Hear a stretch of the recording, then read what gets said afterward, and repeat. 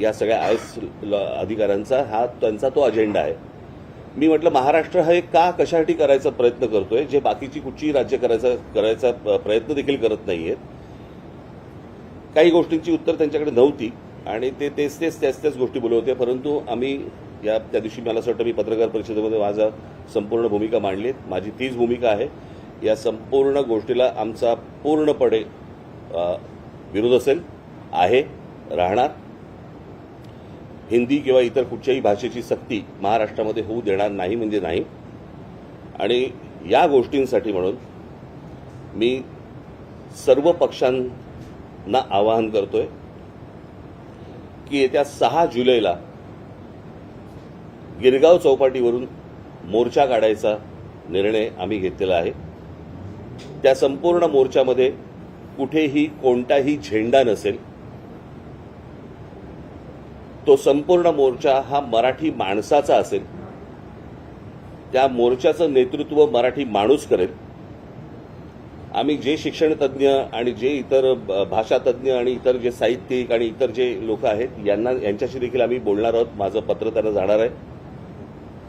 सर्वांना त्या मोर्चाला आम्ही तिथे बोलणार आहोत. सर्व पालकांना आम्ही आमंत्रण देत आहोत. सर्व विद्यार्थ्यांना आम्ही आमंत्रण देत आहोत. सरकारला एकदा कळू देत की महाराष्ट्राच्या मनात काय आहे ते. आणि महाराष्ट्राने संपूर्ण ताकद मला असं वाटतं 6 जुलै रोजी सकाळी 10 वाजता गिरगाव चौपाटीवरनं हा मोर्चा निघेल. सरकारला ही गोष्ट कळावी. रविवार एवढ्यासाठी निवडलाय कारण विद्यार्थ्यांना आणि पालकांना यायला जमेल म्हणून, आणि त्याच्यासाठी म्हणून रविवार हा निवडलेला आहे. बाकीच्या राजकीय पक्षांशी देखील मी चर्चा करणार आहे. त्यांच्याशीही मी बोलणार आहे. आणि सर्वांनी मला असं वाटतं महाराष्ट्रातल्या प्रत्येकाने याच्यामध्ये सामील व्हावं. कारण हा जो कट आहे याला कटच म्हणेन मी. महाराष्ट्राचं मराठीपण हे घालवण्याचा जो कट आहे हा उद्ध्वस्त करण्यासाठी मला असं वाटतं तमाम सर्व मराठी बांधवांनी, भगिनींनी, मातांनी, त्या विद्यार्थ्यांनी सर्वांनी त्या मोर्चामध्ये सहभागी व्हावं अशी माझी त्यांना सर्वांना विनंती आहे. इथे कोणताही झेंडा नसेल. फक्त मराठी हा एक अजेंडा असेल आणि त्या अजेंड्यासाठी म्हणून सर्वांनी महाराष्ट्रातल्या तमाम मराठी बांधवांनी या मोर्चामध्ये सामील व्हावं आणि सरकारला दाखवावं, सांगावं. आज मोठे साहित्यिक आपले एलकुंचवार यांनी देखील विरोध दर्शवला. सर्वजण विरोध दर्शवत आहेत. आणि अशा वेळेला मला हेही बघायचंय की कोण कोण त्या मोर्चामध्ये सामील होत आहेत. इतर राजकीय पक्षांच्या व्यतिरिक्त इतर कोण कोण सामील होत आहेत आणि कोण येणार नाहीत हेही मला बघायचंय. म्हणजे नुसते तोंड देखले बाकीचे नुसते बोलत असतात. मला असं वाटतं ही अत्यंत महत्वाची लढाई आहे. महाराष्ट्राच्या दृष्टिकोनातनं, मराठी माणसाच्या दृष्टिकोनातनं ही खूप महत्वाची लढाई आहे. आणि या लढाईमध्ये संपूर्ण महाराष्ट्राने उतरावं असं मी महाराष्ट्राला आवाहन करीन. 6 तारखेला सकाळी 10 वाजता गिरगाव चौपाटीवरून हा मोर्चा निघेल. बाकीच्या सगळ्या राजकीय पक्षांशी माझी चर्चा होईल.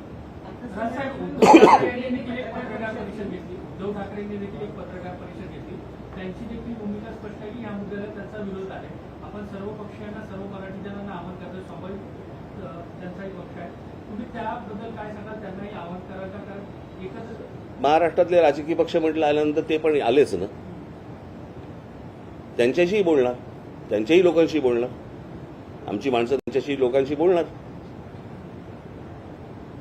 तुम्हाला आठवत असेल की ज्याच्यावरती इतके दिवस जे तुमचं जे चालू होतं ना सगळं, ते माझं वाक्य आपण लक्षात घ्या. कुठच्याही वादा आणि भांडणापेक्षा महाराष्ट्र मोठा आहे. हे तुम्हाला वाक्य 6 तारखेला कळेल.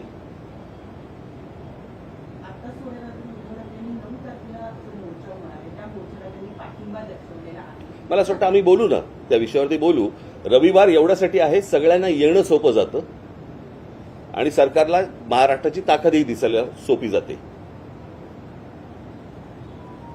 मी सहज काही 6 तारीख अशीच काही गंमत म्हणून निवडली नाहीये. रविवार आहे, शाळा बंद असतात, विद्यार्थ्यांना यायला शक्य होतं, पालकांना यायला शक्य होतं, इतर सगळ्यांनाच येणं शक्य होतं आणि म्हणून तो रविवार निवडलेला आहे. मला असं वाटतं आपण तेच बोलतोय. स्वरूप काय असणार आहे? कारण यापूर्वी तुम्ही आझाद मैदानपर्यंत एक मोर्चा पायी काढलेला होता. गिरगावपासून आपण कसा हा मोर्चा निघणार आहे? कुठे जाणार आहे? मंत्रालयाचं आझाद मैदान. आझाद मैदान. तुम्ही एक वाक्य आता बोललात की जे येणार आहे तेही मला बघायचे आणि जे येणार नाहीयेत त्यांनाही मला बघायचे. याचा थोडासा तुम्ही कोणाला इशारा देऊ पाहताय, काय सांगण्याचं तात्पर्य आहे? नाही, अनेक लोक ज्यावेळेला इतर तुमच्या माध्यमातून मराठी या विषयावरती बोलत असतात, कळलं का, पण ऐन मोक्याच्या वेळेला येत नाहीत अशी लोक मला बघायची आहेत ना. मग त्याच्यामध्ये अनेक कलावंत पण असतील. सर, कलावंतांचा मुद्दा आहे म्हणून माध्यमातील, सोशल माध्यमातील किंवा जनमानसामध्ये काही कलाकार व्यक्त होतात, काही साहित्यिक व्यक्त होतात, पण ज्या पद्धतीने महाराष्ट्रात या सगळ्या मुद्द्यावरती कलाकार, साहित्यिक व्यक्त व्हायला होतील, मला असं वाटतं माझं बोलणं झाल्यावरती होतील. तर त्या दिवशी आषाढी एकादशी पण आहे, काही विशेष विठ्ठलाला साकडं घालू, सरकारला सुबुद्धी देऊ. साहेब, दादाभाऊंनी आता बाहेर सांगितलं की नॅशनल क्रेडिट फ्रेमवर्क जे आहे त्या गुणवत्तेसाठी आम्ही हा निर्णय आणून पाहतो हे सांगितलं. त्याच्यावरती मी त्यांना सांगितलं की त्याच्यामध्ये स्विमिंग पण येतं, त्याच्यामध्ये सायकलिंग पण येतं, त्याच्यामध्ये इतर पण गोष्टी येतात. भाषा सोडून तुम्ही कुठची गोष्ट आणायचा प्रयत्न करा, आमचा पाठिंबा असेल. जर त्या वयामध्ये मुलं जर समजा स्विमिंग शिकली किंवा इतर ऍक्टिव्हिटीज जर समजा ते शिकले तर चांगली गोष्ट नाही का? भाषेचं बंधन का आणताय? याच्या मागे लॉजिक काय आहे? समजा पहिलीच्या मुलांना जर समजा तुम्ही सामूहिकरित्या जर समजा स्विमिंग शिकवलं तर चांगली गोष्ट आहे ना. तुमच्या काय ते रेटिंग प्रमाणे तुम्हाला काय करायचंय ते इतर गोष्टी शिकवा. म्हणजे आता जे गोष्ट सांगताय ती त्यांच्या GR मध्ये आहे का? त्याच्यामध्ये फक्त भाषा आहे.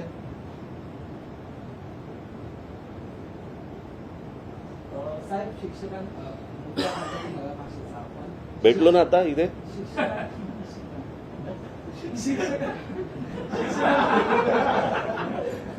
भाषेचा मुद्दा आहे, पण शिक्षकांचा तुटवडा नेहमी चालतो आणि आता ते पण त्यांना सांगितलं. निवडणुकीत ते शिक्षकांना ते पण त्यांना मी सांगितलं. आता सांगतायत ते की 10,000 शिक्षक आम्ही भरती करणार आहोत.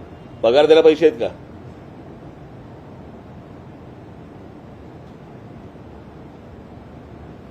आता जवळपास 90,000 कोटीची कॉन्ट्रॅक्ट ज्यांना दिलेली आहे ते कॉन्ट्रॅक्टर बोंबलतात की आम्हाला अजून पैसे नाही दिले. मला कळलं नाही की ज्या वेळेला महाराष्ट्रामध्ये एवढे प्रश्न आहेत, इतके विविध प्रकारचे प्रश्न आहेत, आपल्याकडे पूल पडतायत, आपल्याकडे अजून चांगले रस्ते होत नाहीयेत, अनेक गोष्टी आहेत, शिक्षणामधल्या अनेक गोष्टी आहेत, ह्या सगळ्या सोडून आपण भाषेवरती काय येतोय? मी मगाशी यांच्याशी बोलताना असं म्हटलं की कुठची तरी मोठी गोष्ट ही लपवण्यासाठी म्हणून दुसरीकडे लक्ष वेधण्याचा प्रयत्न होतोय की काय, असा संशय यावा अशी परिस्थिती आहे. मला काय राज्यामध्ये चालू आहे मला काही कल्पना नाही. मला हे माझ्याकडे आता इथे एक कागद आलाय. हे सगळं महाराष्ट्रातच का घडू शकतं? JNPT मध्ये भरती आहे आणि त्या JNPT मध्ये भरती असताना त्याचे इंटरव्ह्यूज हे अदानी पोर्टला चालू आहेत.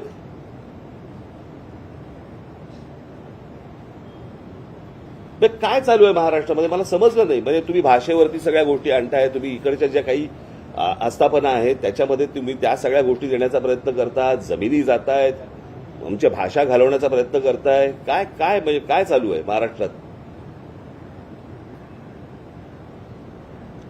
आणि हे जे अनेक जे विषय आहेत महाराष्ट्राशी संबंधित, मला असं वाटतं की त्या सगळ्या गोष्टींचा एक सामूहिक त्याला विरोध, कळलं का, खास करून हिंदीला, खास करून हे भाषेच्या सक्तीला, याच्यासाठी म्हणून तो 6 तारखेचा मोर्चा आहे. मी बाकीच्या राजकीय पक्षांशी मी बोलीनच आणि मला असं वाटतं आपण 6 तारखेला भेटू. सर, म्हणजे सांस्कृतिक विषय आहे, सांस्कृतिक सकारात्मक विषय आणि आहे. त्यांचा एक आरोप हा सुद्धा आहे किंवा त्यांचे एक म्हणणं हे सुद्धा ते आहे. कोण? काही शिक्षण क्षेत्रातली लोक आहेत, वेगवेगळी लोकं नाही, आहेत. ते कोण? मला ते कोण आहेत? त्यांचं म्हणणं आहे की तुम्ही अपॉर्च्युनिटीज कमी करता. कसल्या अपॉर्च्युनिटी? हिंदी भाषा असं काय हिंदीमध्ये ठेला टाकायचा आहे? म्हणजे काय करायचंय का? डायरेक्ट आता 1ली ते 5वी हिंदी घेतलं की लगेच हिंदी चित्रपट सृष्टीमध्ये आम्हाला काम मिळणार आहे? काय आहे तुमचं? काय वाकडं झालं?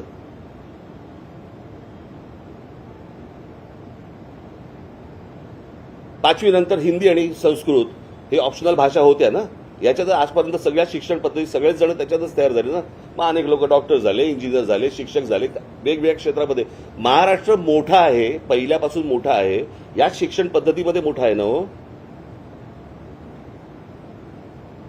मग असा काय साक्षात्कार झाला बाकीच्यांना की ज्याच्यातनं तुम्ही महाराष्ट्रावरती ही गोष्ट आणताय?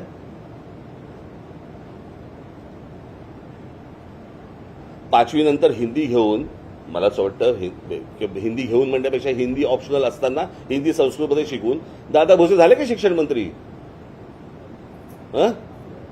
मग विचारलं होतं त्या काय क्रेडिट रेटिंगमध्ये दादा भोसे स्विमिंग येतं का म्हणून?